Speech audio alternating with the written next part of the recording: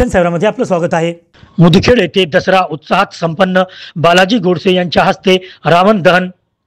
वाईटावर चांगल्याच्या विजयाचे प्रतीक असलेला दसरा सण मुदखेड शहरात मोठ्या उत्साहात साजरा झाला। मुदखेड येथील सुभाषगंज मोढा परिसरात रावणाच्या भव्य पुतळ्याचे दहन करण्यात आले। यावेळी मुदखेड नगरपालिकेचे माजी उपनगराध्यक्ष बालाजी गोडसे यांच्या हस्ते रावणाच्या पुतळ्याला अग्नी देण्यात आली आणि वाईट प्रवृत्तीच्या अंताची परंपरा पार पडली। या नेत्रदीपक सोहळ्यासाठी हजारो नागरिक उपस्थित होते। हा पारंपरिक आणि भव्य कार्यक्रम दरवर्षीप्रमाणे यंदाही गोडसे परिवार यांच्या वतीने आयोजित करण्यात आला होता। माजी नगरसेवक कैलास गोडसे यांच्या या आयोजनात सिंहाचा वाटा होता। पोलीस प्रशासनाने कार्यक्रमासाठी चोख बंदोबस्त ठेवल्यामुळे नागरिकांनी शांततेत आणि उत्साहाने या सोहळ्याचा आनंद घेतला। मुदखेडून अब्दुल रजाक यांची विशेष रिपोर्ट।